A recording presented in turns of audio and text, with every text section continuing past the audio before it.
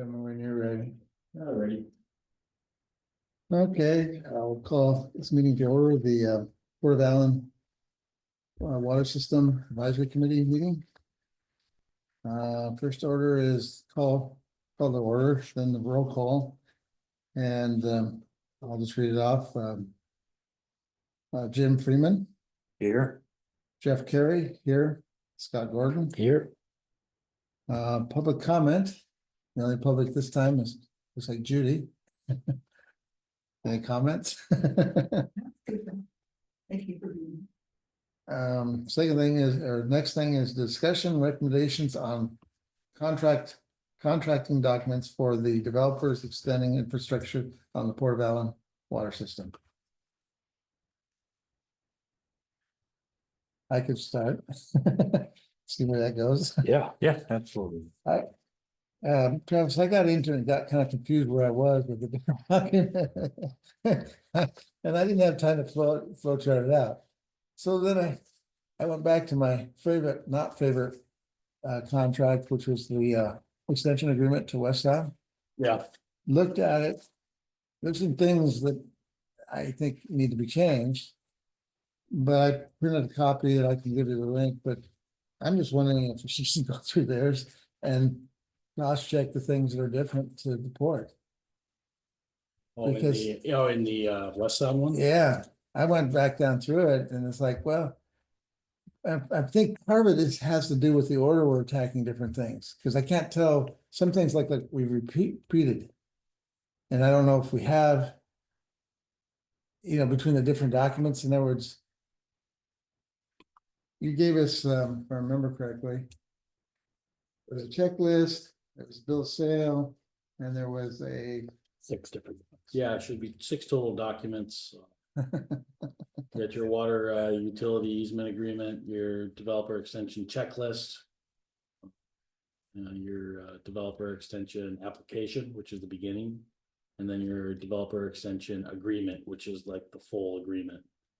So you start off with the developer extension application. Okay, And right.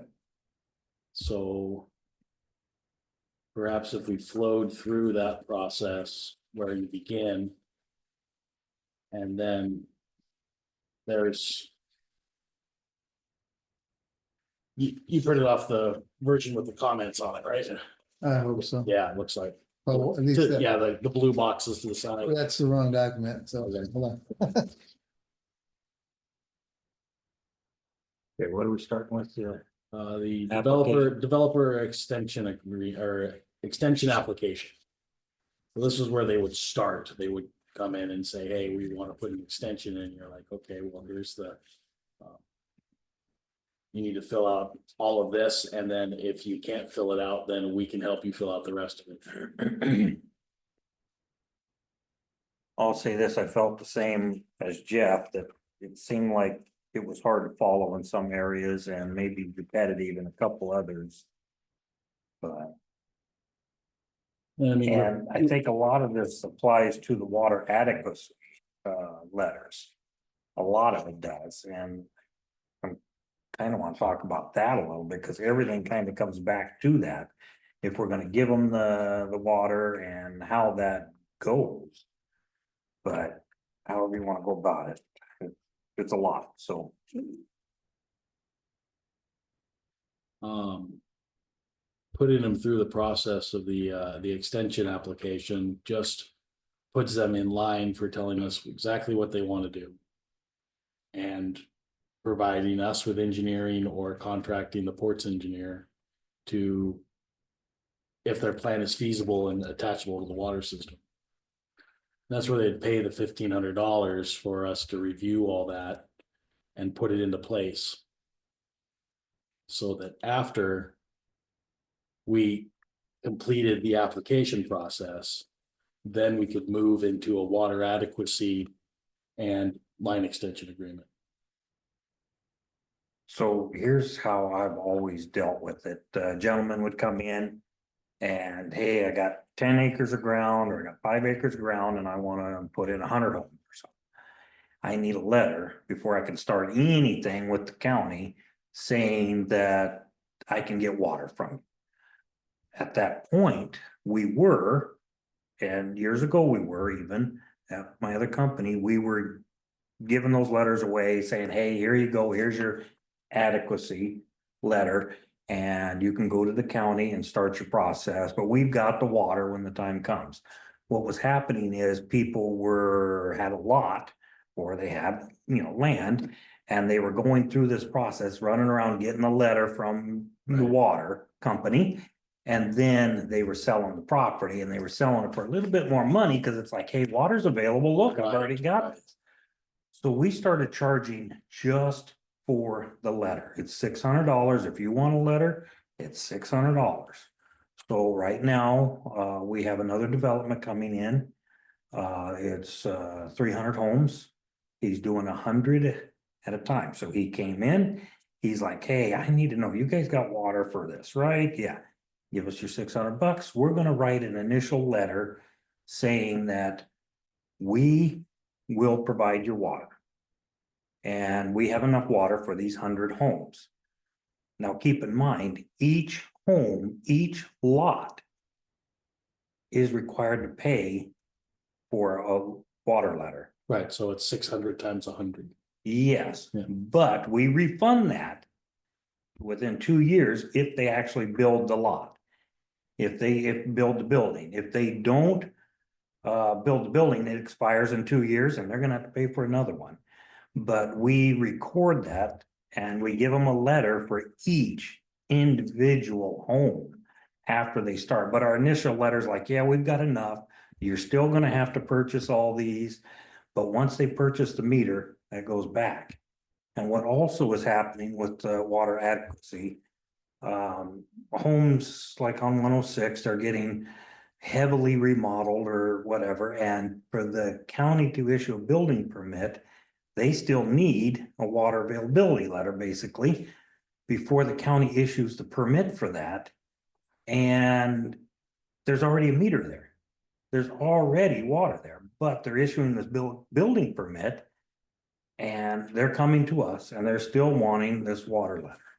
So that's what's happening with that, but that all ties into this. Everything comes back to this. They have to buy the water adequacy letter and start the process there. And then this agreement comes in. It's like, okay, I'm here. I got all my prints. I got all my plans. I've gone through the county. Then they come back to you and say, all right, here's the development. Here's this. And then you say, all right, it's another $1,500 and we're gonna have to review it in-house. We also send it out to get reviewed. We gotta make sure all this, here's our standards for building. All that happens after the initial water letter, which could be a year or 6 months before that. Does any of that make Well, I just put sense? that, because you fill out these, don't you? Don't you get sent this in Mason County?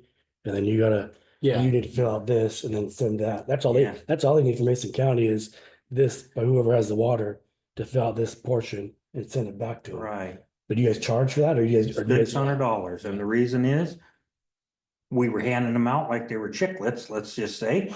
And people were running around and selling their land for more money. Yeah. And then, I'm talking even for a building permit, just to have to say that you provide, because all this is doing is saying that you provide water. right, for so that on lot. those, so technically, these water availability letters, they're not a guarantee of adequacy. Correct, right. Right, they're just This saying is- that water's available at right. the time. This is your guarantee, you're guaranteeing there's water there, or they can't have water. No. All it's stating is water is available and we have this connection at the time that you got it. But if you come back 2 years or a year and a half later and all of the adequacies got sucked up. Well, I get that, yeah, I understand Yeah, that. you I'm could, saying you could not be able to. If I buy a lot up here and I want to build a house, I can't do anything until you fill out this portion for Mason County. That's I not can't covered. even, You can't get, I can't- you can't even start. the I can't building even start my process Right. until I can say Mhm. there's water there. And from what I'm finding out is that it is the opposite in Mason County that it is in almost all the rest of the counties in the state. You don't have to provide that first. Right. so we do charge $600 for that. And then when they, within a 2-year window, if they actually purchase a meter at that point, we would give them the $600 back. But we want to make sure we weren't getting abused and running the office staff through all this paperwork and all this stuff hanging out there. When you gave them money, the refund back, were you just crediting it when they, in other words, if the connection fee, say was, $5,000. Were you crediting that 600 off to 5,000? Yes. Okay, fine. That's what we were doing. Yeah, And that slowed down a lot on people just running around trying to make a couple extra bucks. and right. Putting us through the motion. And we have that potential here. Yes, we also have the issue that we don't have as many connections to give. Right, If we had a surplus of 300-400 connections, it'd be a little easier for us to Right, work that system. right. But if we tried to do that now, especially when the contracts are finished, they're gonna all be gone, and we might have legitimate builders wanting to come in and get things done, right. and they wouldn't be able to do things. That- We could that's get, gotta we be could get our water availability letters sucked up by contractors that are taking too long. But in your letter, it says, Yeah. it says it's only good for, It's only good for 1 year. In 1 year. In our water policy currently, yes, it's only good for Right. 1 year, and then we can revoke it. So working that angle, There's gotta be some kind of combination. My small water system, I didn't have, it was kind of like one shot and it was over and done. So I didn't have the issues like you're running into and what have you, but the other thought process is that we work an angle where they have to put down a deposit that's pretty hefty. Like Right. maybe half the connection fee. And when they come and sign the extension agreement, that goes as a contribution in hand towards their actual connection fee. right. So to keep that from happening with the small amount of connections that we do have. And just to clarify, to keep in my mind straight, the extension agreement in this contract covers both, whether we're doing trunks or. Or coming off a trunk as just a tap. Cause that kind of drives me nuts a little bit because they, to me, their world's different, but, Right.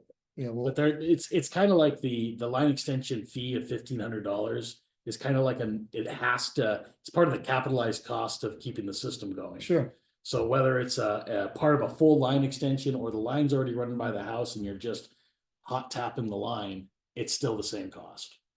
and so, and then when a developer, and I'll use me as an example. You're gonna run it, and we go through the process and all this, we have the situation where you need to run the trunk. Let's just say by 10 lots, Uh-huh. and then you need to connect 10 lots. And so when they're doing that, are they doing the full 10 lots? And in other words, this gets back to conversation you and I had a long time ago about small developers. So, okay. that's one thing, because Sure. I come from that too, is like, Yeah, I was so- gonna ask about that, how, cause it doesn't really. So, How yeah. it works, how the line extension, so. I guess I'm looking, is there, you guys have properties, so someone come in and say, I want to develop this 10 acres, so you can hook on to the water system and run a pipe all the way down and then. Develop that, is that what's happening, or?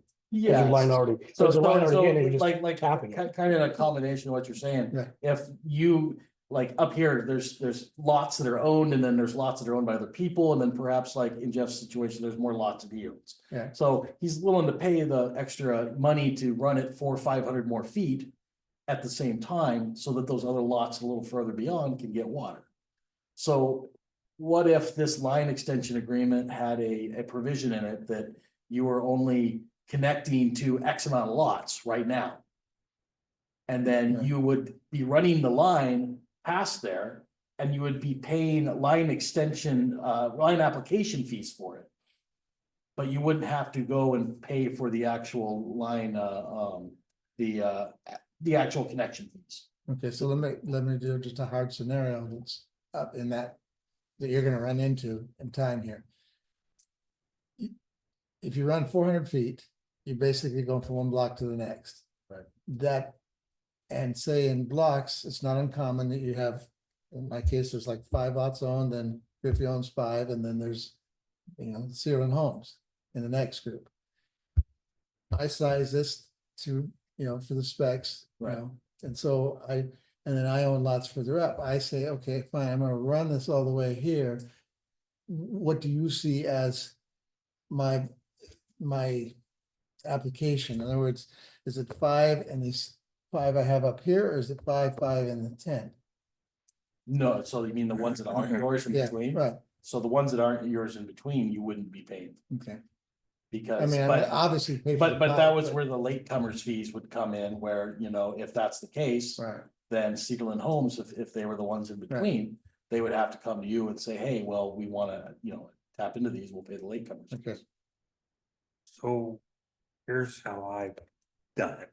right, So ports, public water districts can't lay main ahead of time for development like that. right, So if the guy bought one lot, or if he has 5 acres, and it should be somewhere spelled out, and it is in my contract, that he has to lay main to the farthest point of his property, so the next guy can hook into it.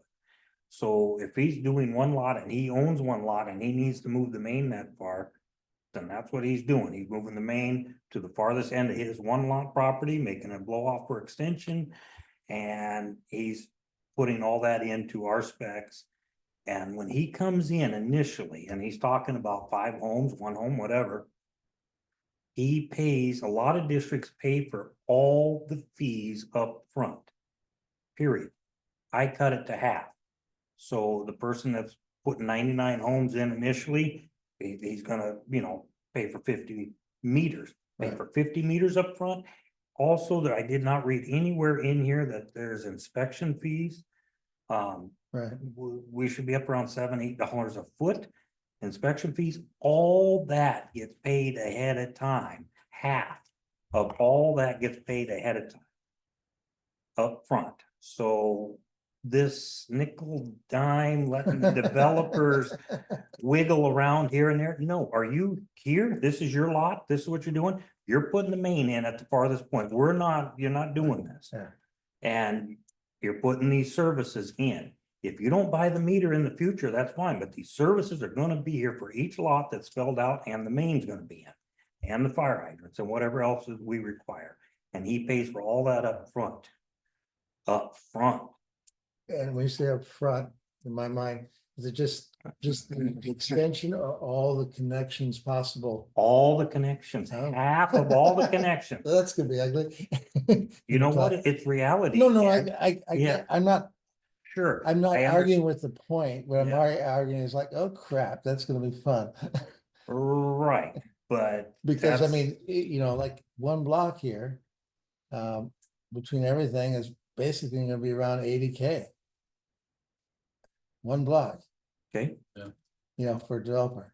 we're right in the midst of collecting $500,000 right now. Yeah, For no, half of the lots. and sure, sure. It's, if you're gonna be a developer and you're gonna do this stuff, this is not. It's out time of to the grow norm. up. Yeah, this is not out of the norm at all. No, I get it. So if I slip over to the full contract, section 9, developers' responsibilities for fees and charges, it literally makes them pay for everything outside along the cost of the system. And the port doesn't pay anything for actual, like, any part of the developer putting in the lines. Yeah. Including you know, inspections and the whole 9 yards. So what it is it's essentially, if they're going to incur more costs that the port has to deal with, they get billed every 30 days on those, and then we take 15% administrative fee for, which is literally just for the port to take into the water system on top of all that. The processing. Is this the process you've been using all along? Or is that- No, well, this It's kinda- is it's kinda crazy this is a stuff. hybrid of the Of what- process we've been using all along, and the new process we're trying to like Develop. well, discover whether it's the right way or not. I mean, that's kind of why we're here. But the process that the port was using in the past wasn't exactly always following the written policy No, for them. Yeah, so it's Yeah. my overview. Everything is just a lot of paperwork and a lot of stuff. You know, to me, it's coming from a small developer and Right. waterman. To me, it's like the stuff I've been doing is just seems like you just have a residential side, a commercial side. All the fees and stuff should be listed. You know, it Right. seems like it's kind of seems like a little. We And got a that's- format like And that's that, something that, and I brought it here. And I said, I looked at Belfer, the water system, how they have, and I've dealt with them before, getting information. And I'm mainly dealing with the PUD1, and my process is call them up and say, hey, look at this lot, do you have water?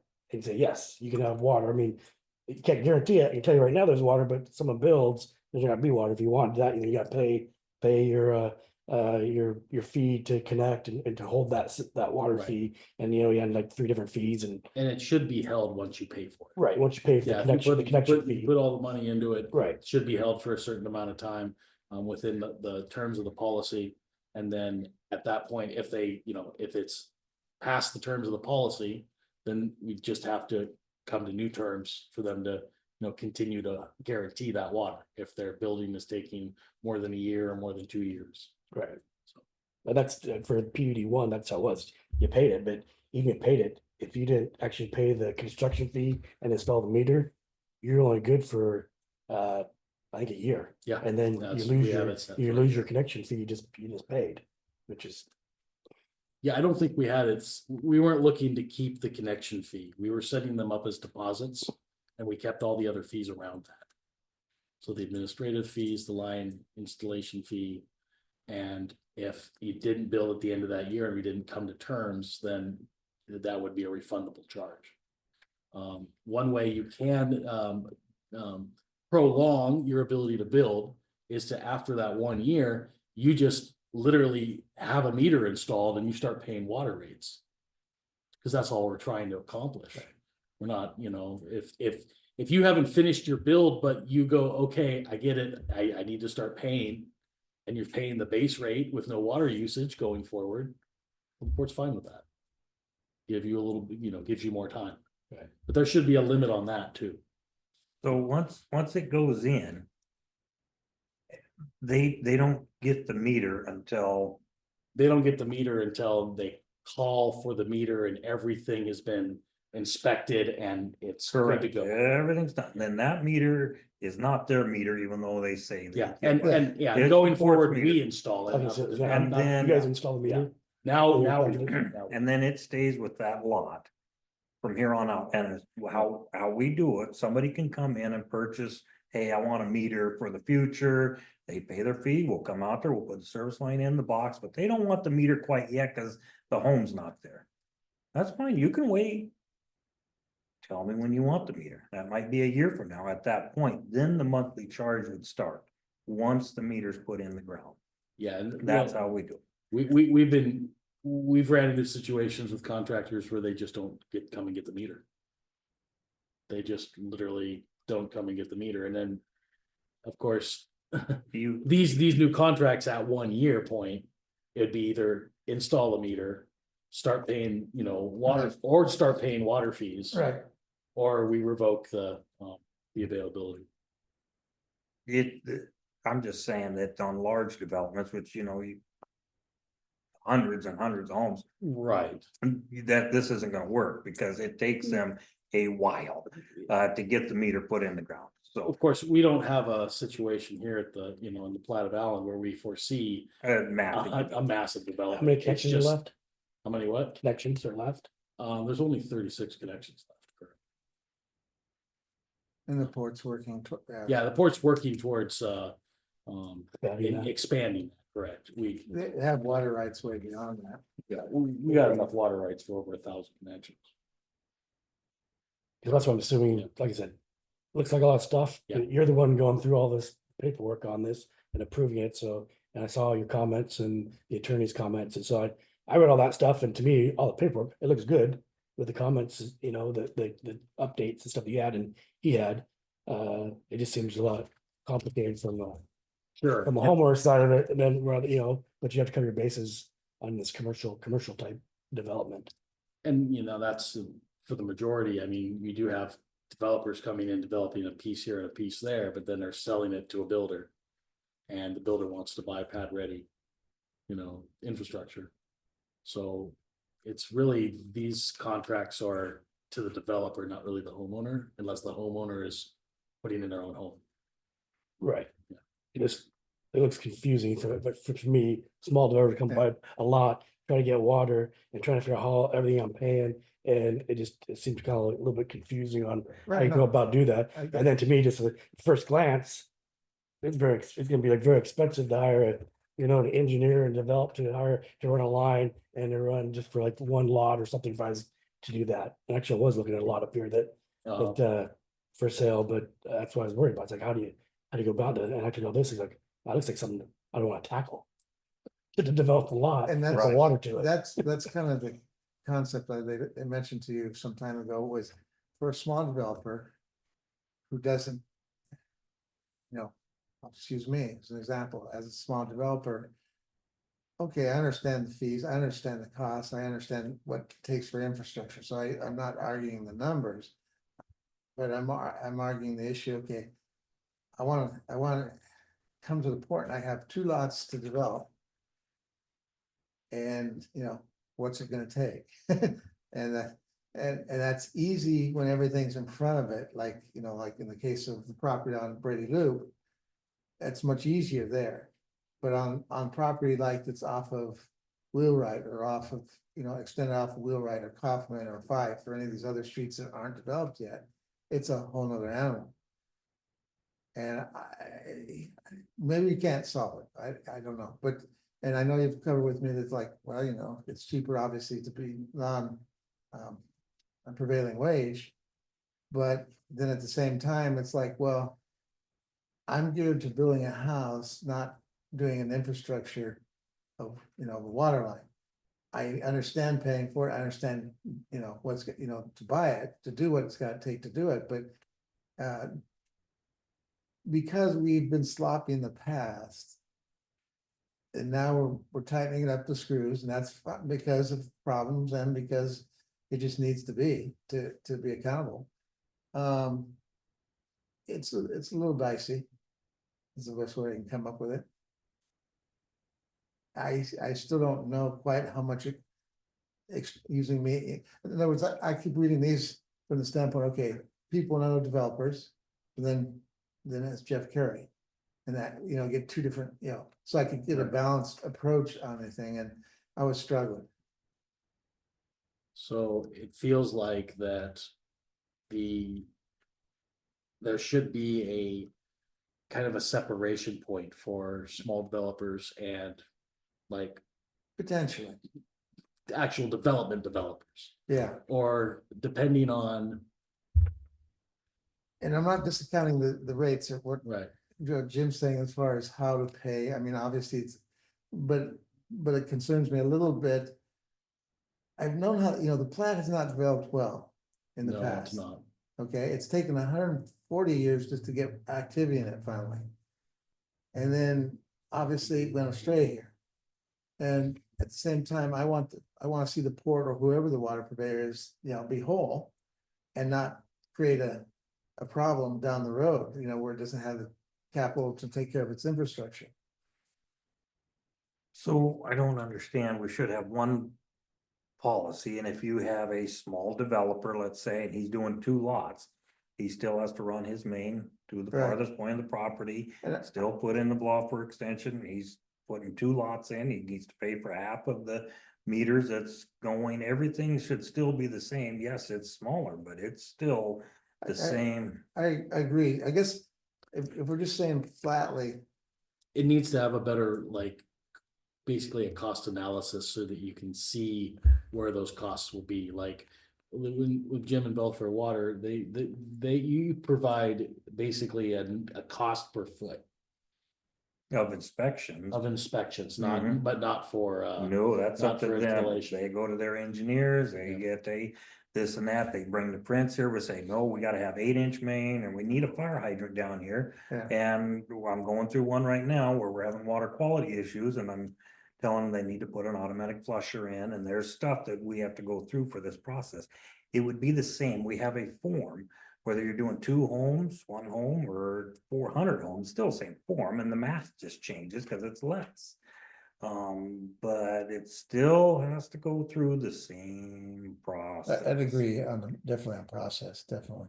So if we had a system where this developer was able to use the ports engineer because they would be more familiar with the system, Right, to that's, be able to give a cost spread on what it would Sure. take to put in for, the rough, this many feet at this location. Because at this point, here in the near future, we will have a complete mapping of our system. right, And it'll be a lot easier for us to understand what it's going to be able to cost, because we've never been able to even consider what it's Yeah. gonna cost, Yeah. because we don't have a complete map.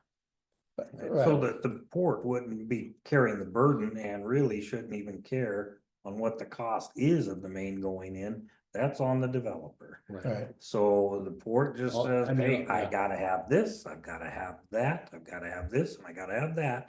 And whatever that costs, that's up to him if he's gonna do it or not. We don't care.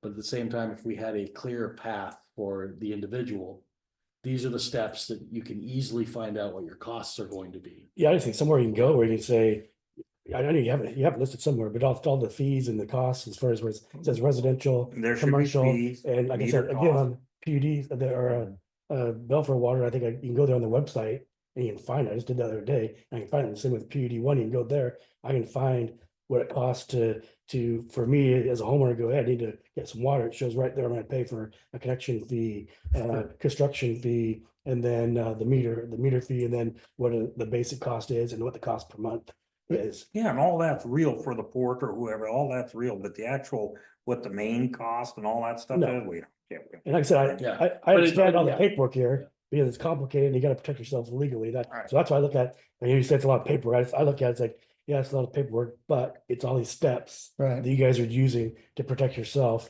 really more on these bigger, probably, bigger developments, rather than just, I would say, just a homeowner or a property or one person coming in and trying to add a line on and make one lot, so I understand the need for all that, it just seems a lot, but you're the one Yeah. working through it, and you're the one, going through it and working, with the. Did it feel though, like when you were on the websites at PUD one and Belfair, that the way that they showed you the costs? Yeah, pretty much, Made it- because I it's look made it at more, it. more simpler for I get you a to. I get a yeah. calculator out and go right here and go, and then pretty much I know exactly what's gonna cost me to develop that lot and get water to it. Just for the fees, but not to actually No, develop. not- it. not You're still the- looking not at the that work, with the But they're engineer. different, they're But different, our fees. they just tapped on mine, they just tapped the main line and brought that on the Right. lot, put a meter, so then they do that, so PUD did But yeah, that, you can so. certainly see the fees and figure out what the meter So as costs. long as, yeah, But as long maybe as the the. commercial side, if you had all everything there, so you kind of work your way down and see what you're gonna pay here. To me, yeah, the other stuff is all different. You're gonna have an engineer, you have to draw up and lay out a plan and get to that point of, that's all different costs that the port's not gonna have anything to do with. Right, and that's also a cost that is variable. Right. And that's on me to figure out Right, how far I'm gonna have to run this pipe from here to Mhm. here and all that, and what's it gonna cost, and contractor tell me what that's gonna be, but. I think just for me, having it easy to see all that broken down for residential and commercial and be able to work it out, that stuff down on the port side would be easy to have that on your website. It'd be a benefit, I think. And it's on page 3 technically of the line extension agreement. It's like the rudiments of that fee schedule. And Do then- we charge for inspection fees here? So what we were going to do is, the inspection fees, the inspector would be our water satellite company. That we would schedule them to come out to do the inspections. And then it would be their cost passed through with 15% administrative fees on top of it. We didn't have like a cost of like per footage because your inspectors are in-house. Or the ports inspectors are technically not in-house at this time. Okay, so all that would be collected up front also, because you would know the footage, you'd be like, hey, you gotta run 1,000 feet of pipe, and you got, we even count the service lines coming off. All that would be counted, you should be able to collect that up front. well, the weird part with if I understand, the Yeah. ports thing is. You're requiring inspection while the construction's occurring, Correct. and so there's a footage issue, but there's also time. Meaning, okay, if it takes them 2 weeks to put it in, There's also a clause in there, if it's after hours, this and that, Right, it gets sure. to yeah, time, but we charge $7 a foot. And that adds up even for the service lines and the main lines. And we're out there and that seems to certainly cover our costs, but that's part of the initial, we collect all that up front. There's, Yeah, this, And- this was gonna be billed afterwards in the system where it's set here. For the amount of hours that the, satellite management company operator put in. We charged $85 an hour. So like, If I think about it, it seems Wow. like it's a lot Yeah. higher than your footage charge. yeah, So maybe, I mean, well, apply. The numbers you're using and apply it, because most of your development for a while is gonna be in the plat. mhm, Okay, so you take a block, okay? And use the footage number Jim was using, then basically it's like $2,800 to go a block. The question is, my only concern is divide that out by 85, are you gonna have enough time? Is that gonna be adequate? You know what I'm trying to say? mhm. And I'll say this too, that all this is very involved, let's put it that way. All right, But at the end of the day, you fill out a little form, it's the same form, you just fill in how many feet you got, what's happening here and that, you got one form, and it boils down to all this other stuff is just behind the scenes. You have the one form and that's what everybody sees. This stuff here is just a lot of legal and fluff and stuff to back you up.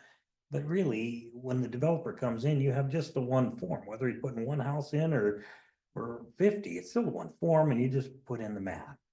And it's not that hard, not that involved, so.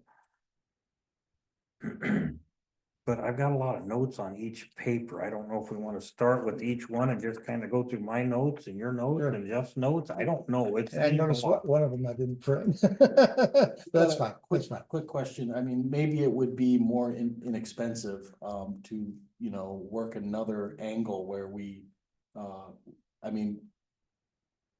What would it, if we had a sharing agreement with someone like, say, Belfair Water? Okay. Where we contracted your inspector to come out and check our developments. It So- might be a process that would be more inexpensive than hiring our own. Well, Satellite management I'll give you a company. class, I didn't do the exact division here, but it's in the 30s as far as hours, okay? Right. 2,000, Yeah. and what I'm concerned about is watching other construction that's occurred in the plat. I don't recall any 400-foot section going in less than a week. Yeah. And so my simple thing is gonna be 40 to 50 hours. Right. And so at 7 a foot, we're not gonna clear the 85, that's the cost there. And, you know, that's kind of why the way the contracts are written, it's you're paying costs.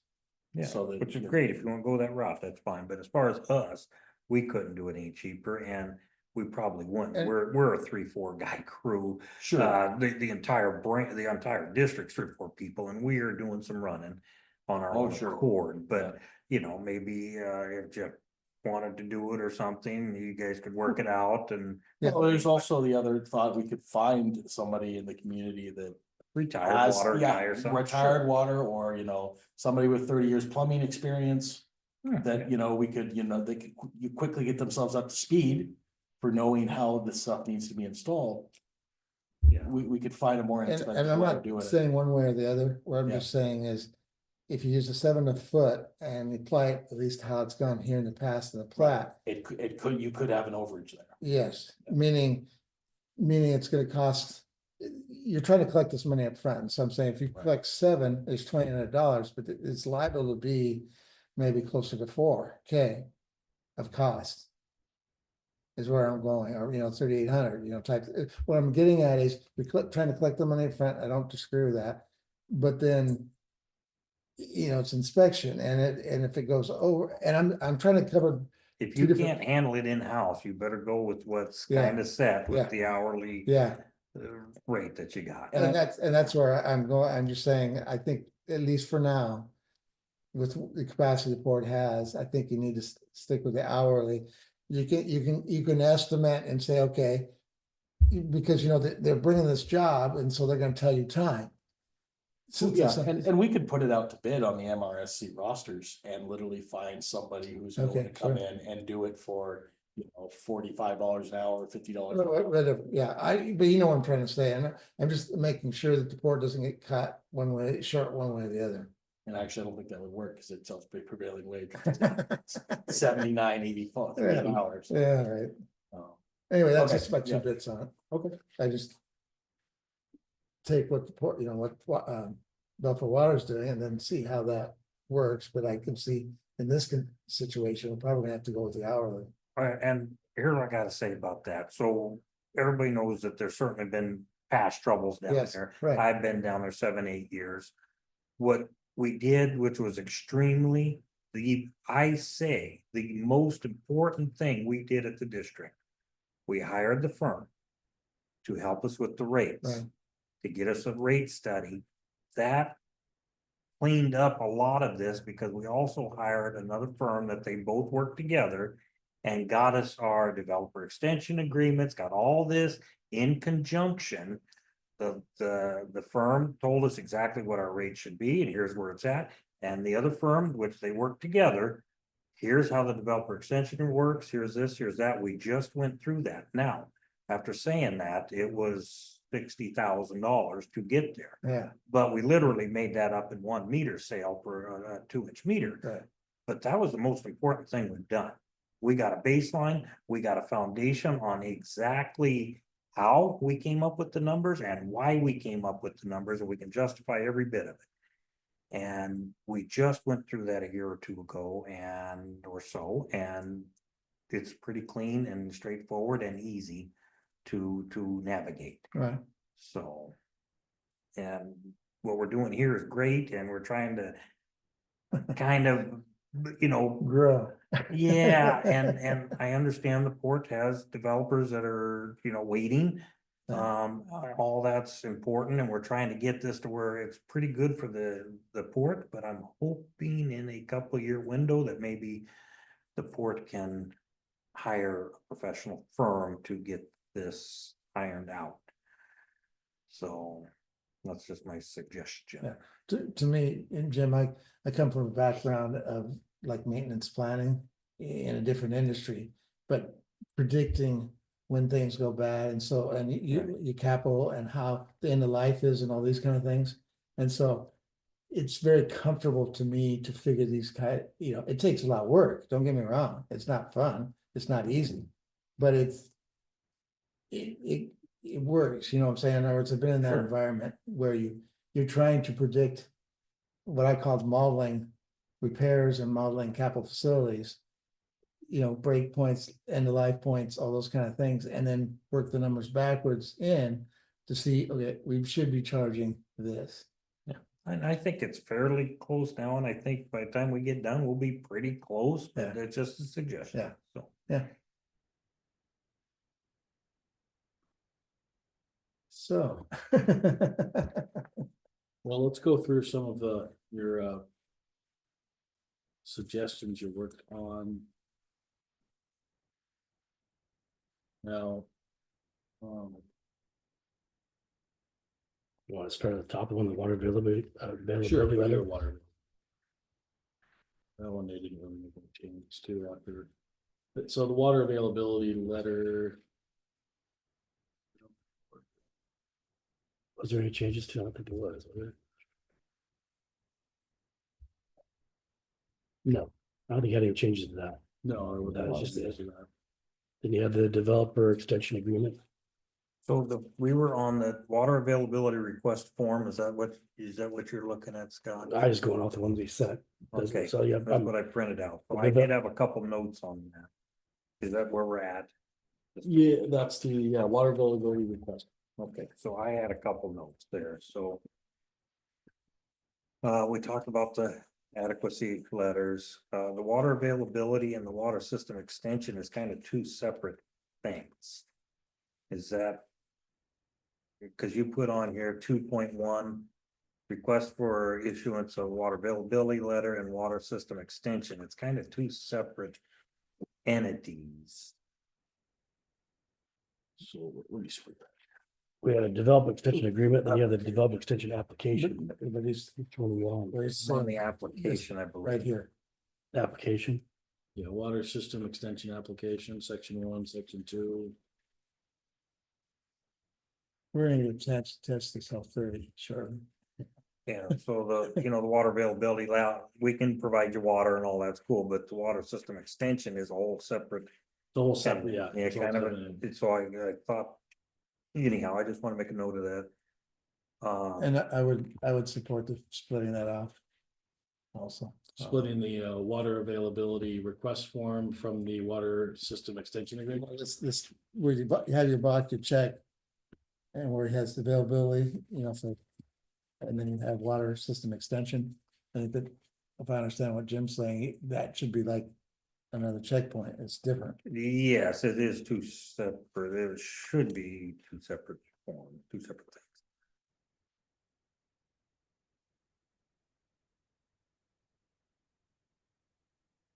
And you said we're only gonna be here an hour. Oh, boy, it was a lot of homework. I know. Is there a time limit on the meetings? Nah, 2 hours for the recording.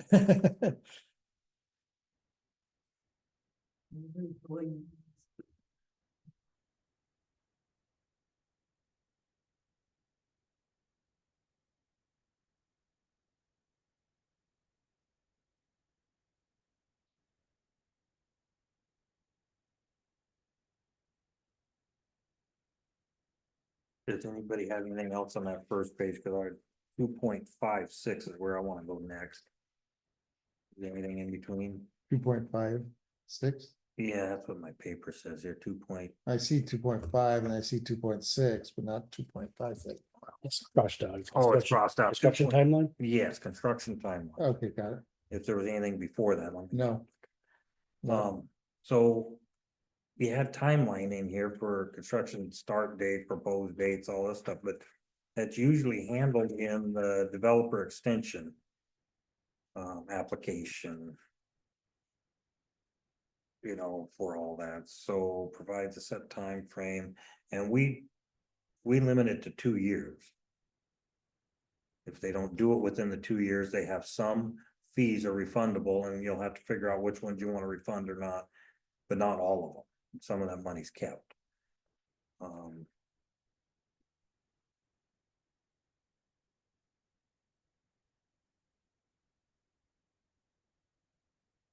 And if there's gonna be, which we're not, but if there's a large project coming in, and it's gonna be over a 2-year project, normally it would be done in phases. You would have phase 1, phase 2, phase 3.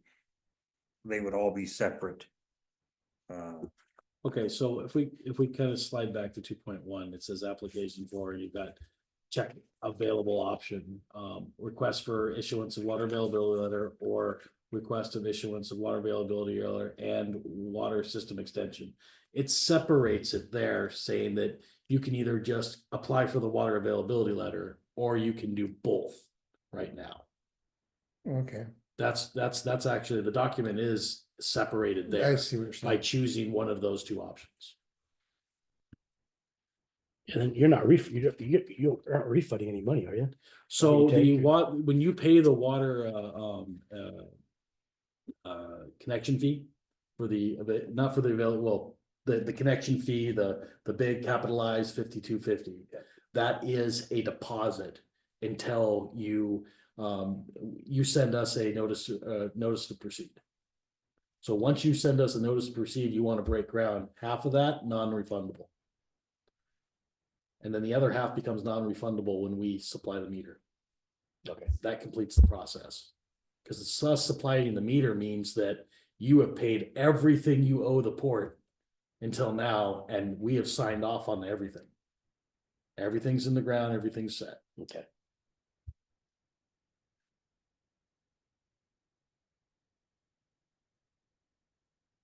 Okay, so now that we got there, we'll go back to the, what is it, the construction Construction timeline?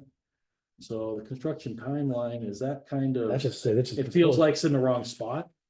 No, it's not Well- a timeline where it's gonna keep like 2 years, but this says proposed, so to me, it's not really tiny, that's just giving you Yeah, it's like, It's it's like a not- rough estimate. just a rough estimate, Yeah. so the port knows kind of when you might be starting or. You just want to know start, end, but rough. Yeah, Yeah, yeah, it says so proposed, so. it's not set in stone. but maybe it should say that. That is Proposed. a proposed estimate. Okay. It says that, provided the proposed dates Yeah. for construction. Yeah. proposed Spell date. dates in there. Okay, down the land, next one, land use permitting. That's basically the several portions of the water availability letter, cut and paste from the Mason County. Water availability letter. Just asking if you're gonna do a building permit or a short plat or. And Yeah, then, nothing on that. yeah, it comes down to the fee schedule. Fee schedule is something that still needs to be worked through. But that is a rough, that I added a lot of that in there, and the notes say that we needed to, discuss those further. Especially when it came to the engineer, but that, I'm gonna take a look at the websites, both for Belfair and for PUD one. And see if I can get that to look more It's user friendly. Yeah, I'd say to me, it looked like you had residential and then you had everything you need for that. And then you had commercial and that, and everything to that. So someone can sit there and go each one, line by line, okay, and add all that up, at least to give you an idea of what that's going to be. Like I said, you And, talk about inspections, but there's nothing on the And- commercial side about even inspections, which you'd be charging too. Right, yeah, and the commercial is gonna have some other factoring going on because. You don't wanna do like we had with memory care where you have, 16 ERU equivalents. But you come in and just say 3,200. I don't know that that's. You know what I'm trying to say, and I'm equating it to residential ERUs, not. Remember, we had the issue, how we figure out the rates like for backflow preventers and things like this. All I'm saying is, your commercial application at 3,200, basically, okay, back up. The developer, you're saying if you had 10 lots, you're gonna have 10 times 1,500. correct. So I'm saying a commercial has to be on a different scheme. It has to be more based off of the, That SD factor, whatever you call it. The Yeah. SDF, yeah. like Jim, that was like, the calculation, like if it's this much for, it's 3/4 inch, it's this much for one, this much, Right, so factoring. we do that also. Yeah. And we switched to that recently. I pushed for it pretty hard. So a 5/8 3/4 meters, 1 ERU. Right, And a 2-inch meter's 10. yeah, and it's a So- little bit, I think they factor a little bit different, but Okay, close. so, yes, so those fees and everything would be plugged in, so whether it's commercial or residential. The fees obviously change, Right, because we go from, I don't know, it was $6,000 or $8,000 for a 5 Yeah. 3/4. yeah, To $70,000 for a 2-inch Yeah, meter, so yeah. those fees would change. yeah, On the initial application, and everything would be the same, whether it's commercial. Or it would just be more money. right, so. But that's not charged also on the connection charge too, is it? I don't think it would be. It would be on the commercial application fee, or is it across the board? You use that That's 16, SDF I for each of those charges. I looked at member water systems when we were Yeah. first talking about that. And I think they're all over the board on it, but generally the direction they're going is. If the factor 16, they'd work the factor 16 all the way through. Is the general direction. It's like Shelton was like halfway into it, not, and it was part of it they did and part of it didn't. We went through several different charges like here. We went to basically one charge, it's a general facility charge, we rolled everything into the one deal. It made it much simpler. But you still had a factor, right? I mean. Oh, yes, you yeah. want a 2-inch meter, that's a Yeah, factor, yeah, that's okay. how it's. That, and that's what I'm Yeah. driving at. I might not be saying the right words, but that's what Yeah. I'm driving at. And what I'm concerned about is Sure. at least what you're showing here.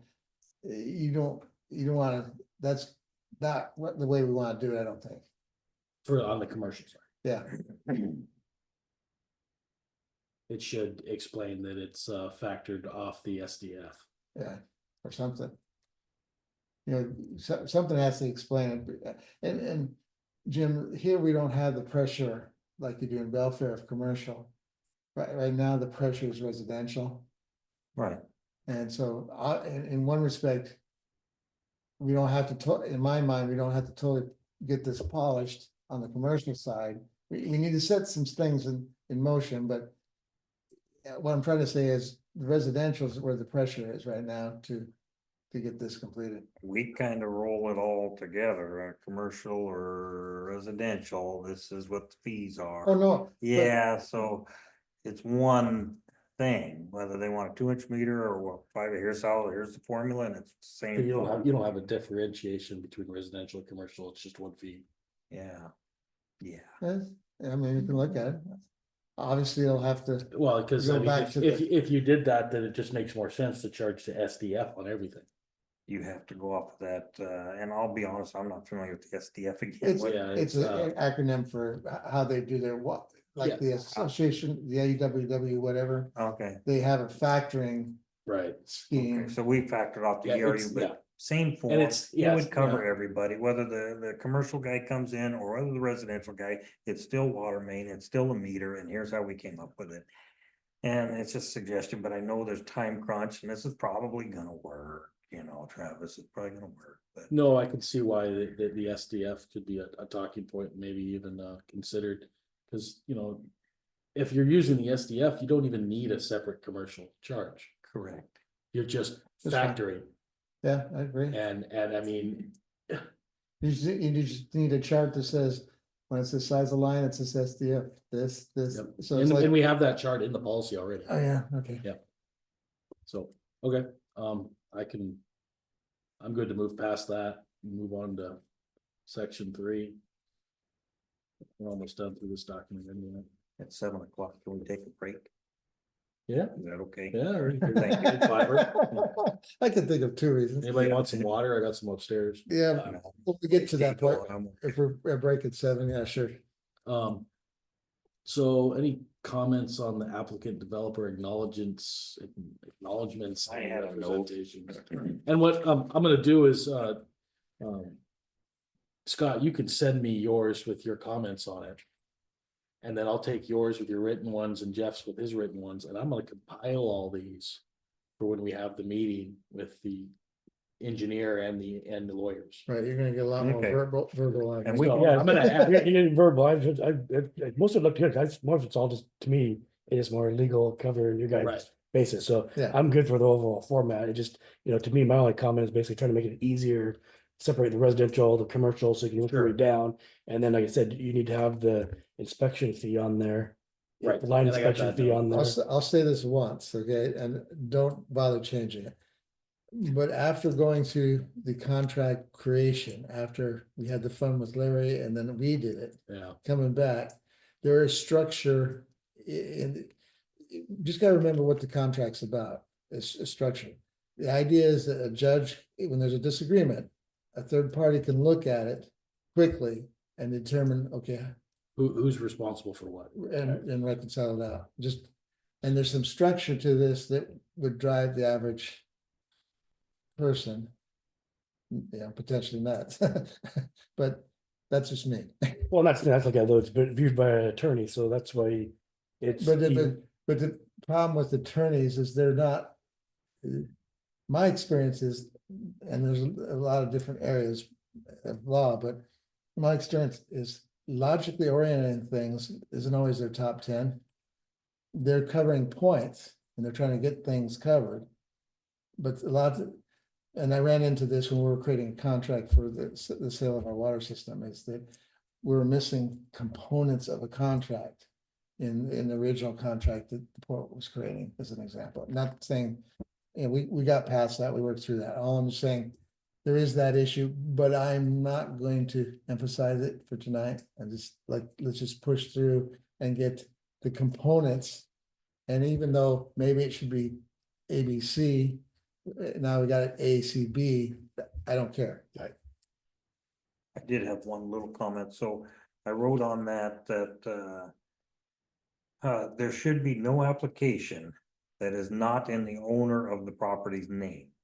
If an agent, i.e. engineer, etc., fills out the documents, owner should still be the signer on the application. The owner entirely. The owner should have to sign even if they have an agent. Even if they have an agent, that Yeah. owner has to sign. Even if they have power of attorney, I would say that owner signs, but Okay, that's fine, how that's we've fine, been, that's fine. that's how we've been handling it. But yes, I mean, that's our attorney, hey, that's something, but yeah. But we want to make sure that we're dealing basically with him and he knows everything right up front. The other thing the only other one just about talking about if you don't do something, you forfeit those fees that need to be on there too, somewhere. Yeah, there, That's not really on here where it yeah. says that, if you don't do this, you only get half of the back, you do a deposit.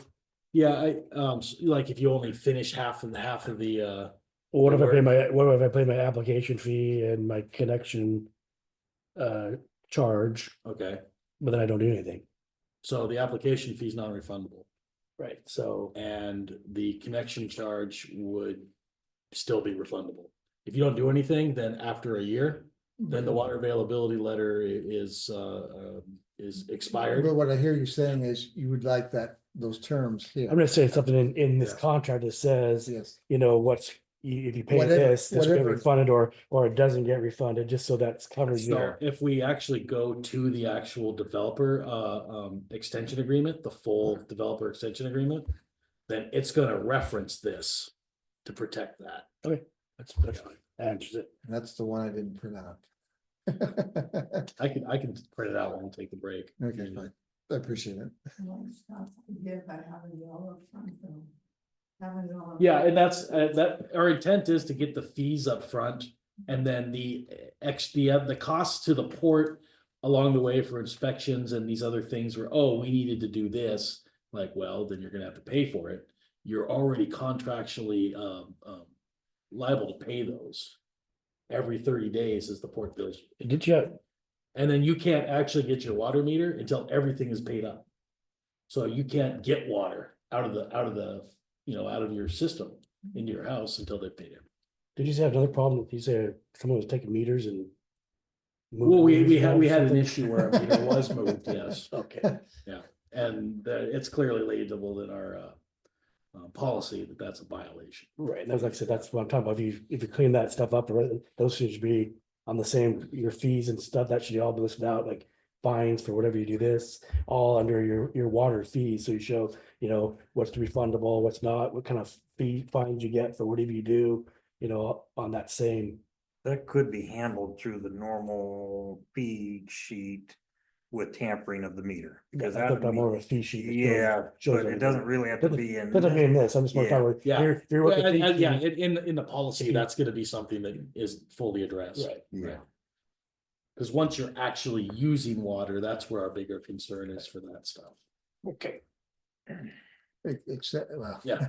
Let's take five. Our tampering problems occurred during the developer issue. right, that's what I was, when we think about. Okay, we're reconvening the meeting. We took a 5-minute recess. And reconvening Thank you. this meeting to work through the contracts for the water system.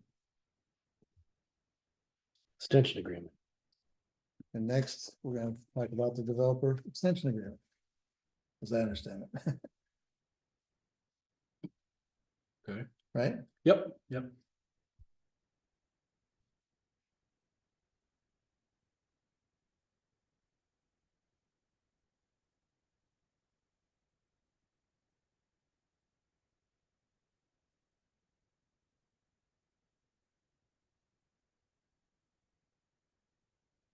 Um, like. Like page 2. Okay. The appendices, is this gonna be an index? Or is this actually, we're gonna put legal description? Cause if you're gonna actually put legal description, you might wanna. Either, Legal description would be appendix A, which would be at the okay, so back of the so agreement. this is more of an index. Yeah, Okay, yeah. fine. It's saying A, B, and C are gonna be the legal description, the approved plans, and the. Okay, so when you say like legal description, you're talking like the parcel number. Right. Got it. Or combination of parcels tied to this extension. So if there's one parcel number, Right, yeah. right, but Or- okay. So I'm saying you just put, PCL number and then that way they know that that's what they're filling in there. Or is there some other, on page 2.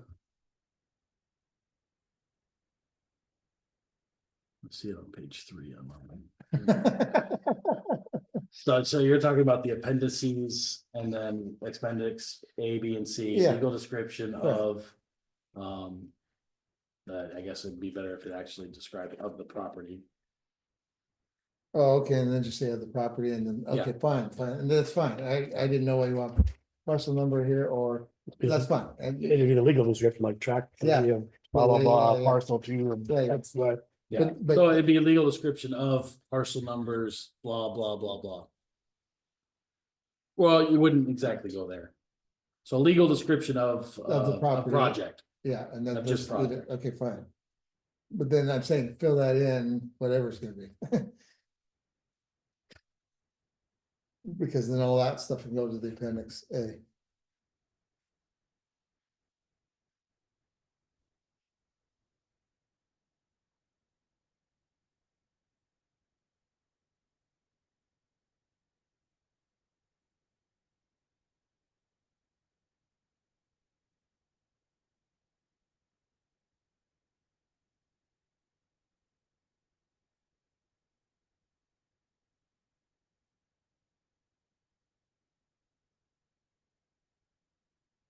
Yeah, and then I just made a note there about the administrative fees, 15%. Should be charged on any of the charges that, the port pulls in. As the non-refundable 1.1. portion. It was kind of, if we used to have a self-install fee, $1,500 in the policy, it's still in there. But the idea is to remove that and just charge 15% on top of all the fees that the port is incurring that passes on to the developer.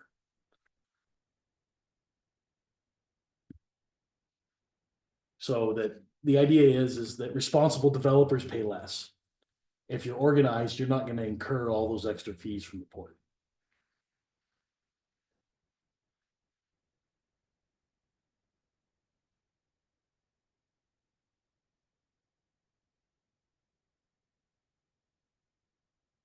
Most of my comments I've made, our lawyer there, Tim, basically said, this is from the water policy. We will have to make changes in both places. Right. So. And most of this is just the legal portion of keeping the port protected. I had something on ownership of plans, so I don't know if we're there yet. Okay. You get that What one. page is that on? I remember seeing that. It says, Or what is it? Ownership of plans, Yeah. page 6, number 8. Page 6? Yep.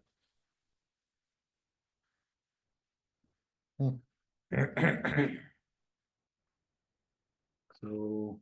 So all I had on that was, making sure, so the developer should be making as-built as he's going.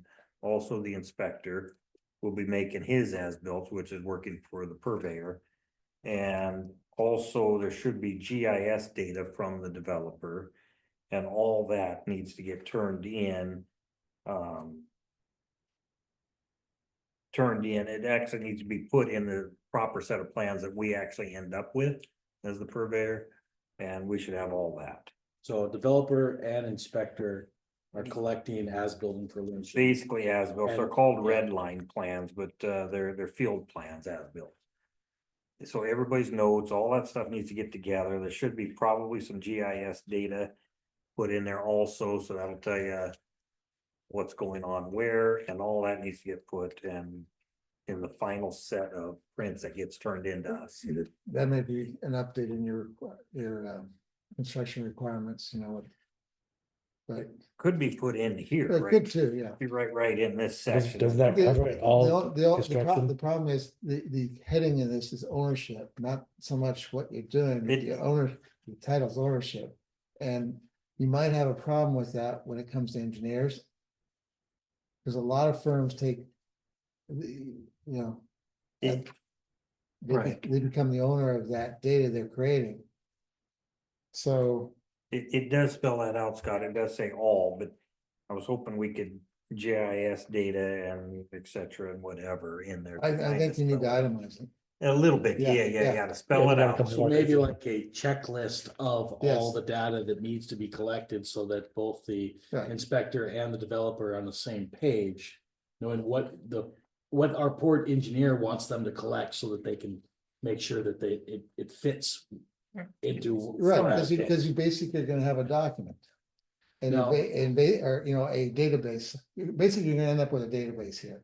And basically, you want the ability to take new construction. And oversimplify it, upload it and merge it into your existing to give all your. To fit it in.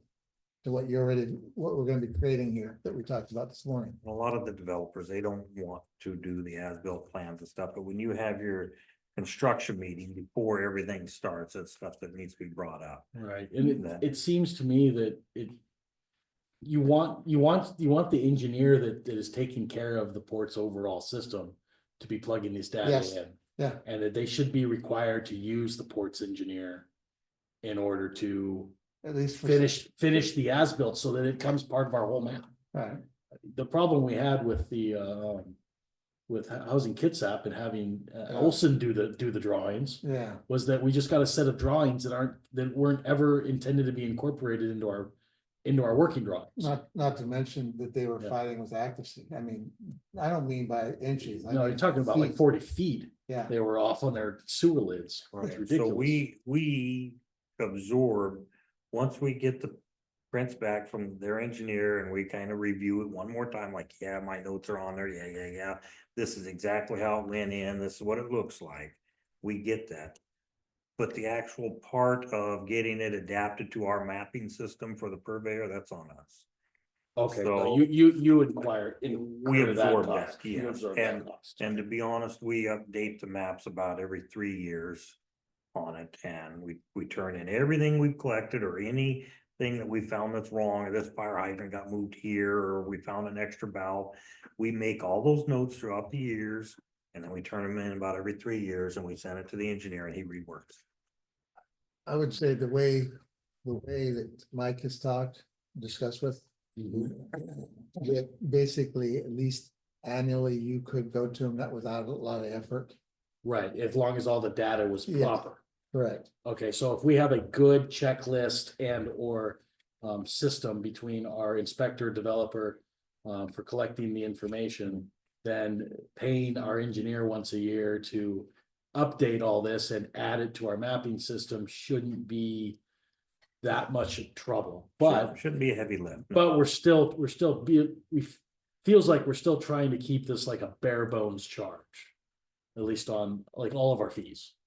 You know, if we go through a year and we only do Well, let me ask 6 connections two that year. questions. Even if we say yes on a fee right now, do you still have to have a public hearing to go through that process, right? For adjusting the water rates. No, I'm saying adding a fee. If you're gonna add a fee, for the GIS. To actually, we looked into it and we do not. We have been doing that. Yeah. And we should continue to Right. be above the Yeah, curtain there and do that, but technically, when Erin looked into it for me, she said that she didn't see that there be a requirement. Because ports aren't the same as water districts. It's really, there's almost no guidelines. oh, man. It's really vague, Okay. so, but Okay, I think we're on the right path yeah. of really following the way water districts do it. Yes, And just, yes, I would say, no, we're not going to do it that way, or at least I wouldn't recommend doing it that way. okay, so Yeah. say it again, because I don't know where you're coming from. Oh, no, we would continue to have a public hearing that- to okay. raise rates. Okay, okay. On fees or anything attached. to our So I'm policy. saying if we determine that you need to charge for this, when we're all said and done here, you're gonna say there's gonna be a public hearing. Yeah. Before we approve a new policy. Back to this, so to finish this document, though, you just wanted to add No. GIS in there, or Well, I was hoping Under he would put on plans there, including all electronic files, media, GIS. GS is such a general thing that doesn't. I know it's because you throw it in, I kind of generalize it. I was hoping it would spell out a little bit that and this would also tell the developer, he needs to be making as-built as he goes. So it should be developer as-built along with the purveyors as-built. any GIS that's provided, all this and that. There should be 2, 3 things there. But it is in here, basically, it says all documents, but we Right, should isn't it? spell it out a But is little it, bit but of is that how up to Travis to make sure all that gets taken care of? the inspector. But The inspector will make sure, cause he's making his as-built, he's gonna be making sure the. before the permit- final, before all is done, it's Travis who signs off on it and approves and make sure all that stuff. Right, so all this Okay. stuff gets gathered and then the developer takes it to their engineer and they get it corrected. A proper set of original plans for him, gets presented to us. Travis takes 15 minutes and goes over the notes from here and there and say, yeah, these few changes were made and we're good to go. Well, I was getting that, that's what it says, it basically says you gotta turn everything over. Yeah. I'm just saying, it's Travis's job, once this all goes through, to make sure that all that stuff gets transferred over and signed off before the Exactly. whole, before the project is. Sign I'm up. just looking at this document, Yep. document pretty covers it, And and it's his job to make sure that And I think all our- those things are finished. And our intent, I believe, is to, they provide us the data. If we determine that we want our engineer to go over it, then they're gonna pay our engineer to go over it, So let me ask. to make sure that they're. So we have this, we have this prefix here that says, we're not really saying ownership of plans, we're talking about. Document preparation. Or you could say copy of all plans.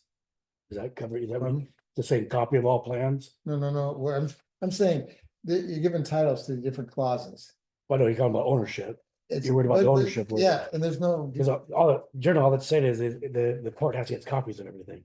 right. And they own those copies, so. That's why, that's why. I guess what I'm trying to say is, to me, it's not explaining ownership. What we're putting in here is not really explaining ownership. It seems like we're saying what we need and require. So this is, so the title I'm saying is more of a, like, documents required. Well, that's what I'm saying, you could just say copy of all plans, it's no ownership, a copy of all plans needs to be turned over. I got that, no, but I'm talking about That's what this I'm, title. No, the prefix here. yeah, that's done with the title, instead of having ownership, change that word ownership to copy. A copy of all Fine, plans. I'll way- agree to disagree, Well, I mean, but I it get, just- I get what you're They saying. just need to get, they just need to get a copy of everything, so. No, I get it, I get that's- it. They just need to get ownership, I've learned that when we work through these kind of things, that sometimes you just. How do I say it? We're at least, we're changing the word, so good. It may not quite what I think, but I know what you're driving at, and yeah, I mean, I'm not. the hung gist, up the on gist of that. it is they, the port needs to get copies of everything that's done. Yeah, And completed, so however the wording, right, You know, if you because want if the we wording get into, if we changed. get in the word of ownership, I think engineering firms are gonna have a little heartburn here. Cause it already is into ownership, correct? Yeah. Yeah, neither developer nor developer's engineer shall have any rights of ownership, copyright, trademark, or patent in the plans. Which, Where's that one, the same thing? that's on number 8, ownership of plans. So the originals of the construction plans, Right. including all electronic media file prepared by the developer's engineer, shall be delivered to the purveyor upon completion of the project and shall become the property of the purveyor. Neither developer nor developer's engineer shall have any rights of ownership, copyright, trademark, or patent in the plans. So, That needs to be checked yeah, out. because it's to me, it's stating that you can't have any of that in the plans, not that they Right, can't no, I get, have copies. of I plans. get that Yeah. point, but that needs to be clarified, because if they. At least when I get a lot of, reports produced and what have you, it seems like the engineers are taking ownership. So I'm just, You might There's a- need to think about it a little bit, Yeah. Travis, and work it out. yeah. I don't say I have the answer, I'm just saying Right. something's not ginning it there. Okay. What's next? No, well, going down to fees and charges payable to the purveyor, which was, I kind of noted before, this is the provision that states that any other fees that are required by the port because of your project are actually your bills. I had something for 9.23 or whatever, because I don't know, it's an administrative fee. 9.23. I don't know, so this guy Yeah. right here, this guy. Yeah, okay, I got that. Okay, is that where we're at? Yeah, we can go down to that. unless I anyone just has have a any- small note here. It says purveyor should control the meter. The purveyor retains ownership of the meter and connection. That's meter to main. Developer is purchasing a connection, comma, ERU, which is what the meter fee actually is. He's not actually, I want to make sure he's not actually purchasing the meter. He's purchasing basically the right to have a meter. So, and I just made a note there. Okay, yeah, right to use the port's meter, because it's the port's meter. Correct. I mean, we're getting detailed here, but I just want to make sure the purveyor owns the meter. So. Anyhow, and then.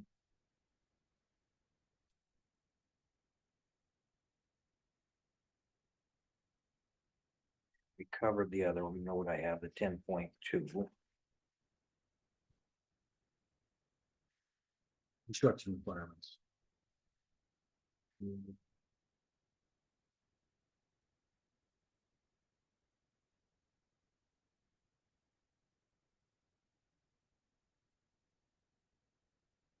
Next note was 18.2 or whatever, but.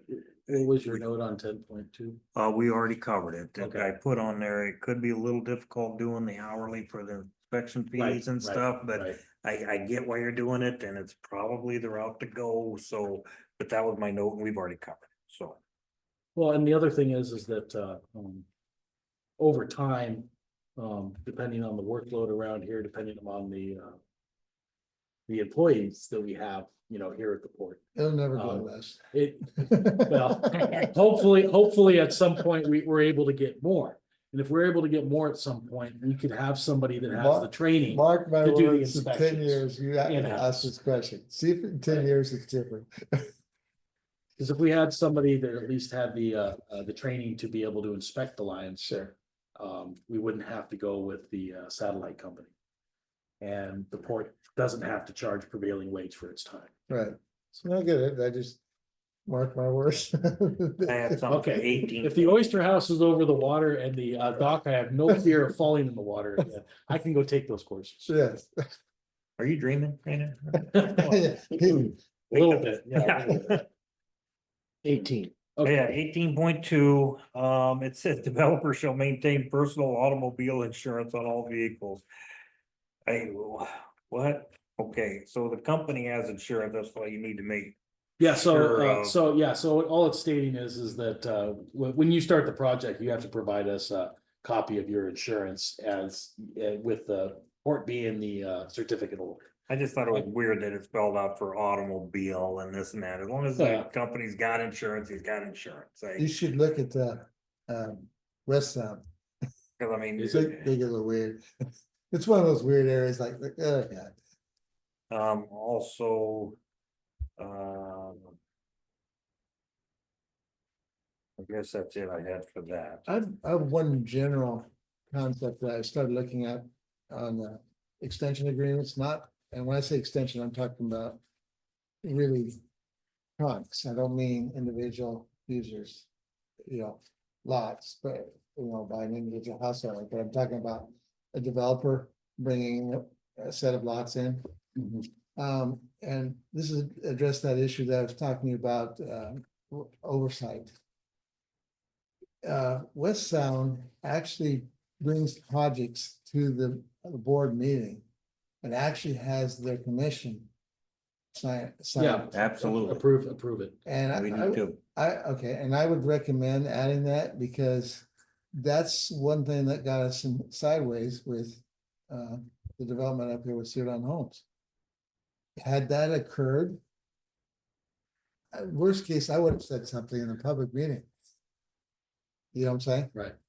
Yeah, not so much the line, like the line extension, like them bringing the plans in and, saying, okay, yeah, we can approve your project, but the actual full line or developer extension agreement. When they Yeah, come in. when and they say- come, yeah. With a plan, like, let's say I bring in the plan like for the 10 lots, Right. that would be something that the. Okay, so that'd be a two-stage process. You would be that's having fine. the commission approve the first stage and then that final stage, which is what we're going through right now. Right, it's to Yeah. keep the commission in the loop Yes, because, that's how we do it too. Yeah. When, Okay. when he comes in and he pays half his check, we do not present it to the board until those fees are paid and Right. this Yeah. system's real, like Right. this guy's real. right, And we're not just talking, hey, here board, here's the developer extension agreement, we've collected a check for X amount of dollars, this is half of the fees.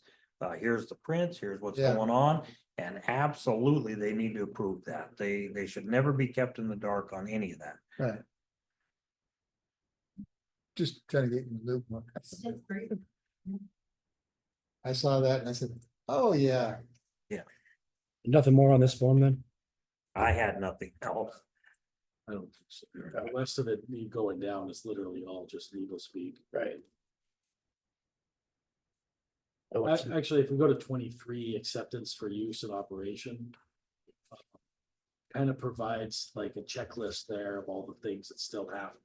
All this stuff has to have been passed. So you've got the completion of the construction of the system, purveyor inspection and approved the water infrastructure. You know, we checked off that it was installed properly, passed all pressure tests, all back, you know, all bacterial tests, sampling's done. You know, the balance of all fees paid. We can't accept the system until all of these things have been finished. Correct. And in my mind, this needs to happen. It should happen when we actually give them the meter. Because that's when they're actually moving from a development, the construction phase to using water. Before they get a meter, this has to be finished. You're right, all of Right. everything. And that includes the bill of sale and the complete as-bills. Mhm. so the bill, Which some of these developers aren't gonna like very much. no, the bill, and the bill of sale has that issue, so we don't have the problem like we had up here with the liens, right? With which one? Liens, With the liens. like the Right. pipes in the ground that's not paid for. Yeah. Yeah, all easements, everything else. That brings another, that should be on the fee schedule, your lien, how we argue liens. Like I said, if at Tuana Falls, when we file a lien, we just charge like $500. Yeah, for just And for then- filing the lien. That's just for filing it, and we Yeah. charge that up front, the full amount, that, something like that should be on whatever your fee schedule is, so that shows we know what, if you don't pay, and then, you know, your liens, that's what it costs you. If that's the case. But that was in the bill of sale, right? The lien. Yeah, I remember well, reading it somewhere. Yeah, we'll have to go back in, we'll have to go into. That's next, We're- isn't it? Yeah, yeah, Bill of we're sale. almost done with this one. I think we are. done Yeah. there.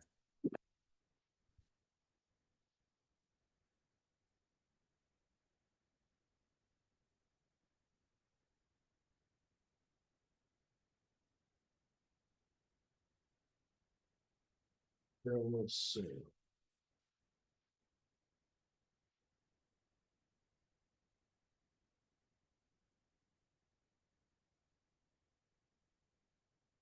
Bill of sale was pretty straightforward. I just had a few comments on,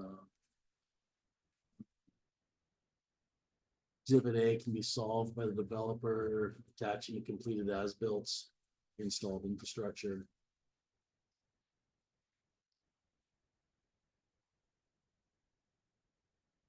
Yeah, I didn't have any question on it. Yeah, I didn't either. Is the maintenance bond done by an independent party or through the court? independent party. Now, if we, Okay. we had talked about Right, on a maintenance bond, you should be able to, as a small developer, you know, if you're buying a $3,000 maintenance bond, you should be able to deposit that with the port as a deposit, rather than having to pay money out of your pocket that's not coming back to you. And then once you've completed, get all that money back as a refund. And that way the port can sit on that money and accrue interest while still being protected. And then the small developer doesn't have to just lose $300 or $400 paying it out that he never sees back. All right, if that's permissible, I mean, No, well, it's just something we came up with. So what I did find out through the firm we hired that, and I did not know this, but the fees you collect up front, they have to go into a separate account. yes, Yeah. Until it's. Yeah. Until it's finalized. Yeah, no, And we- then it's It- actually your money. Well, unless it's noted as non-refundable fees, right?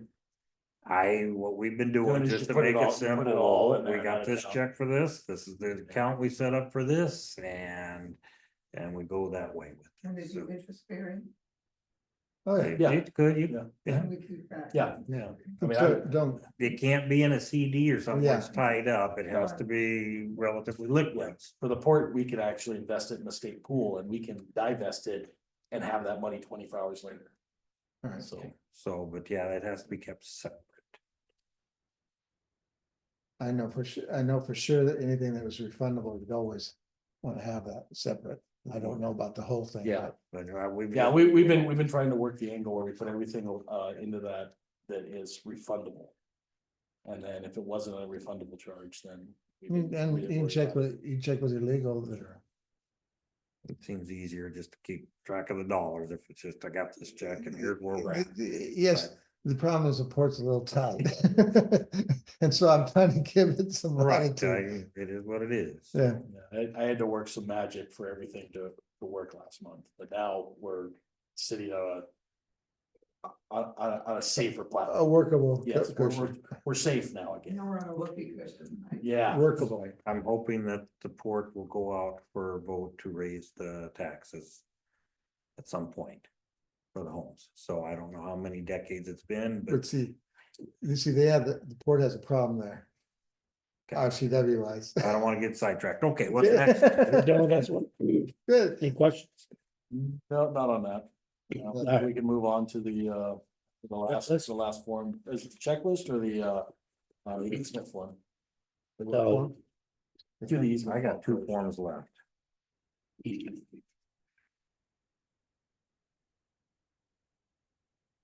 I'll be honest, for the most part, I didn't really have anything on it. Neither.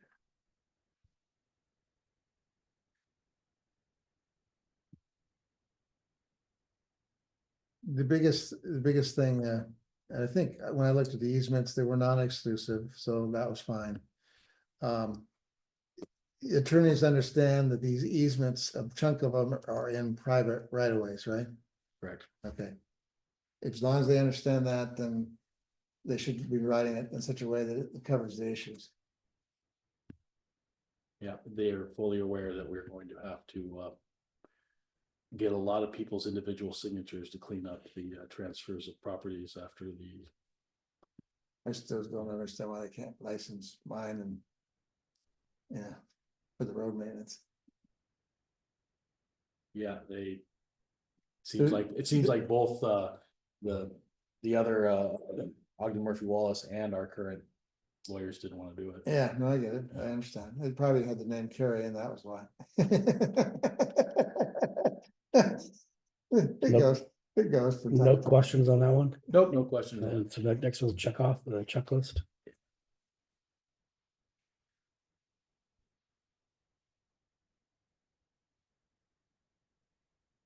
The checklist is pretty straightforward. It's just kind of like putting us in a position where moving through the process.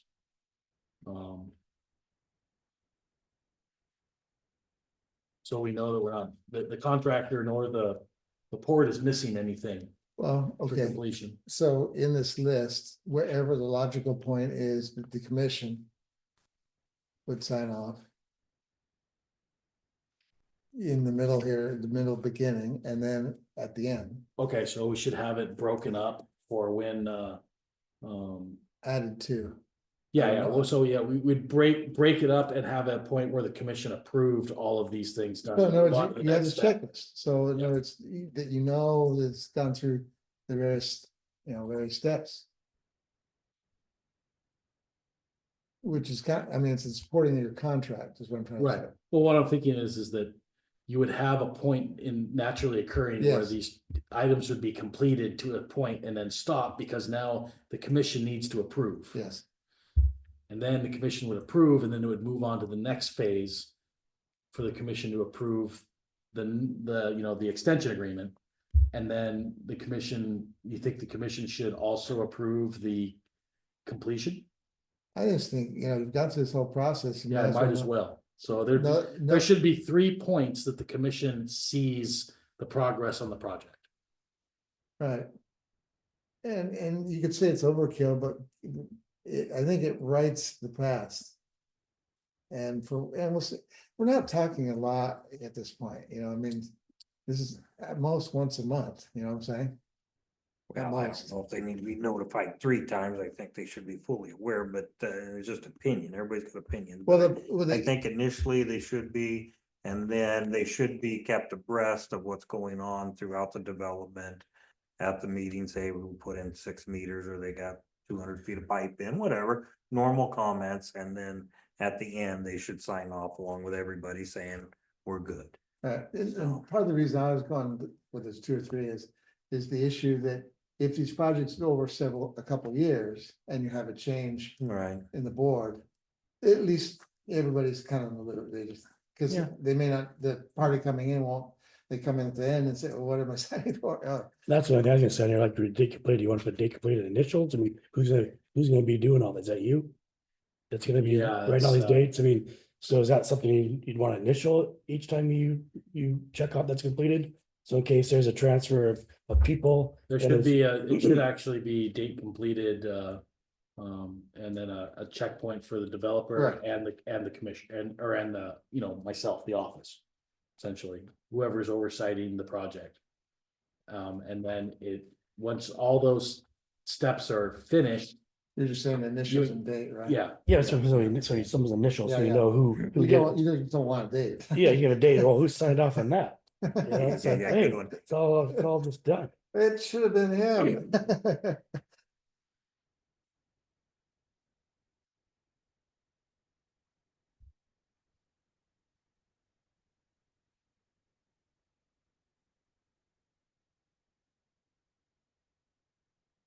I didn't see anything until number 6, on this page, whatever the page this is. What's the water utility? I got Oh, that's the developer extension checklist. And then that got stapled too. That's the extension agreement. Okay, a different deal. Yeah, Okay. we I don't- already went through that. Yep. So which one was that?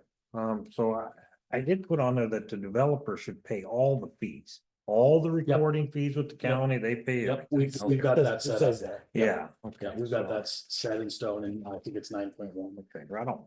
Yeah, because it's now $300 just to record an Yeah. easement. And I just recorded one so that I could own half a piece of property, so. So, so when you're going to get these easements from these change of ownership, is that, you're gonna be collecting $300 every time? Yeah, Ooh, you have fun.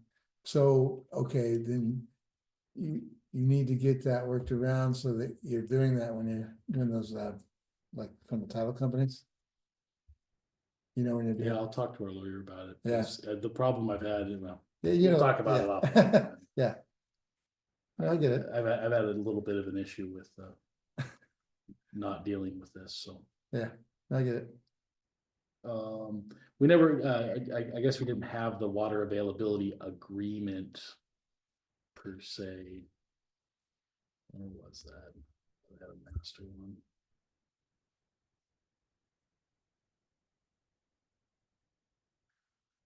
Well, never mind.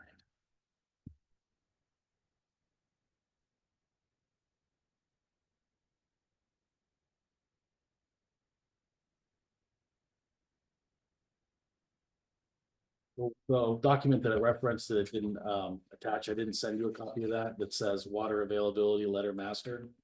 Not seeing that. I don't remember. Just have the letter. Okay. We kind of talked about that pretty heavy at the beginning there a little bit, but Yeah, so this is just a letter that's out of administrative letterhead. That. It's the new water, it goes with the county letter.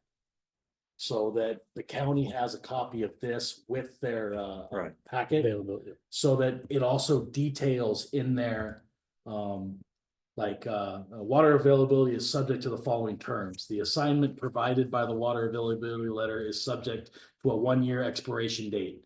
So it clearly lines out the expiration date. So that they're not actually having to go into our policy to see this stuff. This is literally, it goes with the water availability letter. When they pay us for it, they get this document with the Mason County document. Until the owner pays the port the applicable residential connection charge. Pursuant to the port's water policy, this water availability letter may be revoked upon 90 days written notice from the port to the owner of the lot as shown in the Mason County Assessor's records. Total residential charge, it lines out the 5,200 plus the 15% administrative fee, which we probably need to make a change to that if we're gonna change residential and commercial into one with the SDF factor. Right, And then so it gives that total amount with the 15%, it's like $6,037.50. And then provision 3 is prior to connection, owner will install this was a special one, so no, I'm reading the wrong one. question. This is one we had to use for the deal that just went through. On the availability, you have Yeah. this, in parentheses, the assigned lot. Does that have is there any change gonna be required if they do, like a duplex or? Okay, so yeah, this is for each assigned lot. If we had to do a duplex, Yeah, then we would have to just make some slight changes to it. Right. To accommodate that. so is this just a residential availability or? Yeah. Okay, so we probably want to title it that way, Right. because if, Or we can just adjust it by not having a residential and a commercial differentiation. Different charges.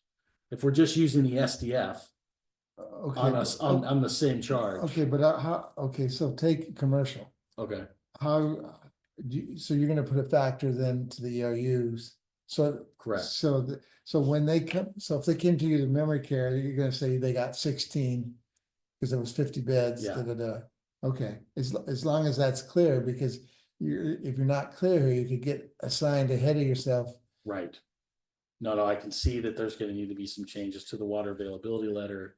Because otherwise we have to make different water availability letters, one for Right, commercial, one for right. residential. And it would have to change, it'd have to be set up and so that it can deal with a change in factor. Yes. If we just have the factor on one fee, Fine, way Mhm. easier, way simpler, Correct. there won't be any confusion. On this letter again, I want to reiterate, so before a person's got 10 acres of ground and he's wanting to go to the county and get this developed, they want to see some kind of letter. Who's your purveyor in that area? And of course, everything's raw land, raw everything, and I'm putting 100 homes in here, Jim. And I need a letter saying you got water, so that's a custom letter on the initial thing. We provide you, we're Right. able to provide you with 100 meters for 100 lots. We got the water, we're good, and give me $600 for that. And then there's a disclaimer on the bottom. Each individual lot at the time of the meter purchase, when this is going through, has to have a water availability letter for each lot.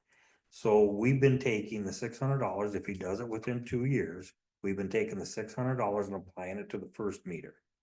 Okay. Then he has to buy the $600 for the second one, but it's just basically recorded. It's all it is, because he's gonna buy the meter and buy everything, and it just shows a line item. Here's your water availability letter, here's your letter, we gotta make it out. And then here's a credit for the $600, so each lot, so initially, everyone's gonna be a little custom, because you don't know, if somebody's coming in putting 10 homes in or 5. Well, the idea is because Mason County wants an individual letter for each. Right, Lot. and we've been providing that, so we've been providing one letter, that's enough for them to start their planning process for 100 homes or whatever. it's like And basically then developing For a plat, plats, right, Yes. yeah, because that's what happened with the other. Because- plats, yeah. Then each home gets a letter right, after when they purchase. so if somebody, for example, that parcel over here, that's like the 6 acres south of Lakeland Drive, Mhm. that would be kind of what he's addressing. Right, because they have to have that water availability letter just to begin the subplat process. Just to begin, Yeah, he just to needs begin. something, so everyone's a little custom. Yes, Okay. I don't think, I think we're good. unless we got anything last minute to add. Oh no, do we have much homework on the next go around? Hopefully we'll, yes. What's next? Yeah, and what, I mean. Just I guess I'll work up a agenda for what's next. I don't think I'll have this stuff processed before the next regular meeting. That's Okay. next week. Yeah. So we just have another meeting? Yeah, next we week, just or have, or we should have our regular meeting, no. Port commissioner meeting. right? Yeah, I don't think we need to have technically we've set it up for regular meetings every first Tuesday of the month. Yes. We When had you a say, special meeting, but do we Once we nearly? go to April, I think we See, should I'm go to having- April now, I'm right? having a definition problem. You kept saying we, and I don't know whether, because I Gotcha. keep thinking Us. the Yeah. board or this board, Sure, I'm sorry. no, Try so, me again. so, I don't think there's any reason to have another committee meeting until April at this point. Okay, got it. Because we don't have a lot to work on until this sees more fruition. Okay, So I will put up a notice that there will be a regular meeting in March, but then we'll set everything up for the first Tuesday in April. Okay, perfect. Okay. I'll entertain a motion to close the meeting. I second that. It's been moved and seconded. All those in favor? Thank you. Thank you for sticking around for double the time I thought it would be. No, that's okay. We know, we knew better. It's legal work. I think we did pretty good, I think. Oh, yeah. Thank you.